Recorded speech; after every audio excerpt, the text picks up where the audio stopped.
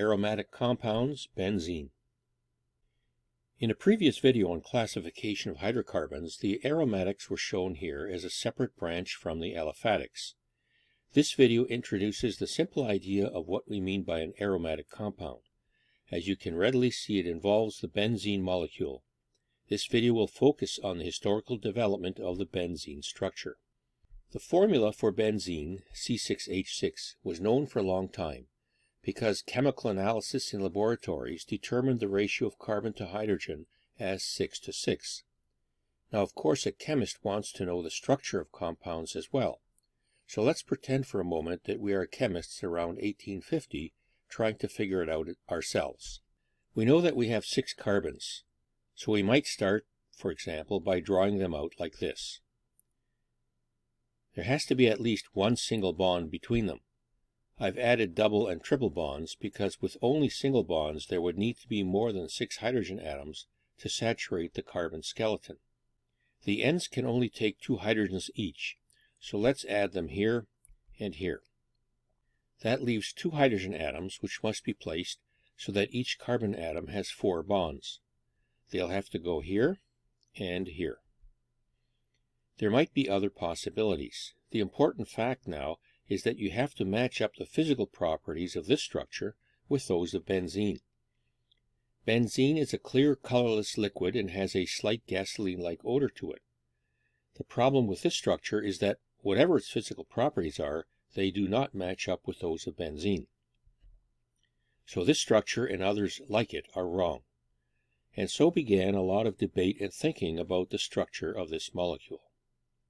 Although benzene was known since 1825, no satisfactory structure was available until 1931. But there was a structure, developed in 1865, that was pretty good. It was proposed by this man, Friedrich Kekulé, a German chemist who specialized in organic chemistry. There is a story about his struggle to determine the structure of this molecule. Once when he was dozing in front of the fireplace one evening, he began to dream about snakes that were moving around in some random fashion. I know this isn't random, but it will do here. Then suddenly one snake grabbed the tail of another snake, and that snake grabbed the tail of another snake, so that they formed a ring. And when he awoke, he had the inspiration that this benzene structure must be a ring structure, and it turned out he was correct. He proposed that the carbon atoms formed a hexagon with 1 hydrogen atom at each corner. But in order to satisfy the 4 bonds that each carbon must have, there had to be double bonds alternating in the ring like this diagram shows. This diagram can be written more simply as a hexagon like this. It is understood that there's a carbon atom at each of the 6 corners of the hexagon, and that there's a single hydrogen atom attached at each corner. The double bonds remain in place. There are other ways of drawing this that are valid representations. I'll start with the first one.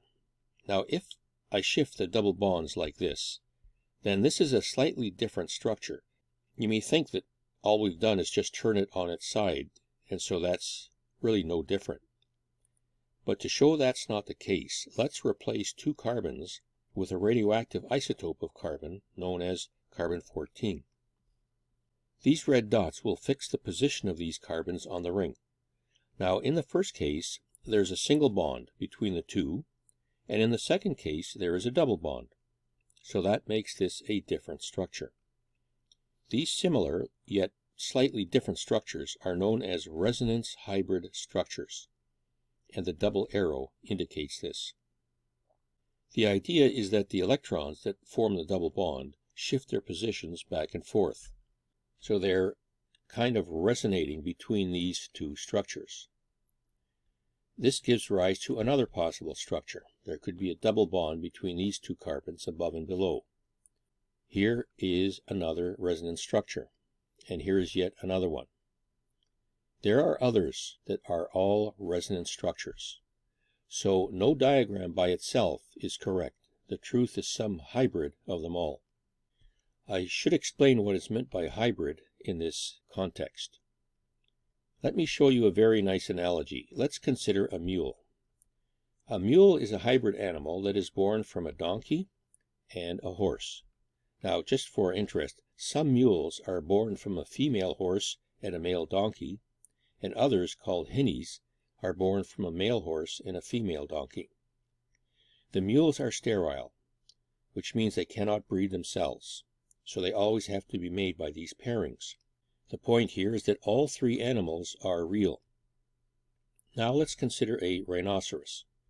This animal can reproduce itself, so let's think of two imaginary animals that may be required to produce a rhinoceros. Usually you might think of the unicorn for the horn on the rhinoceros, and the ferocious look of the rhino might be inherited from a dragon. This hybrid describes a rhinoceros, a real animal, but in terms of well-known but imaginary animals. In the same way, benzene is a real molecule, but it is described as a hybrid of the representations above. I'll now move forward to a more current view of the molecule. Here is a typical 3D model that can be assembled. It's a ball and stick model. The double bonds are clearly shown. Here's what is called a space-filling model, where atoms are packed as close together as possible. This model may be more realistic in that there's not a hole in the middle of that the first model implies, but electron bonding is not shown. Let's go back to this diagram and alternating double bonds. A double bond is stronger than a single bond, as you might expect.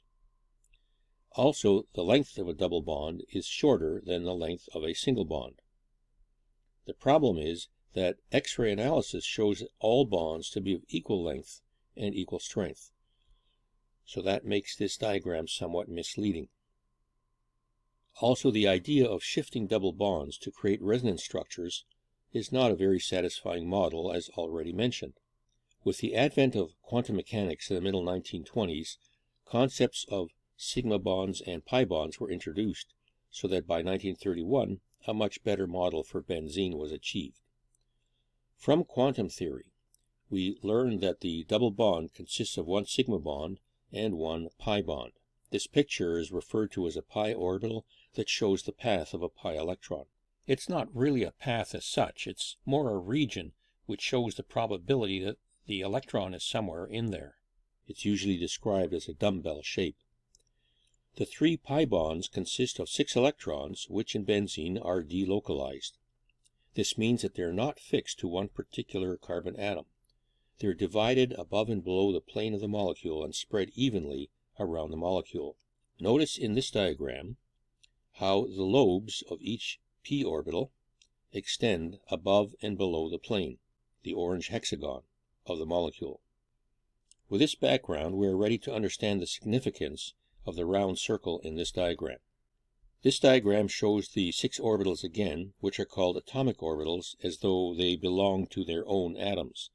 But in reality, the orbitals combine, as shown on the right, to form molecular orbitals that indicate a more even distribution of electrons above and below the plane of the molecule. The space-filling model shows it with the blue circle, which looks more like a metal washer to me, above and below the plane. Finally, at the risk of overdoing it, here's a GIF or GIF showing how the atomic orbitals combine to form the molecular orbitals.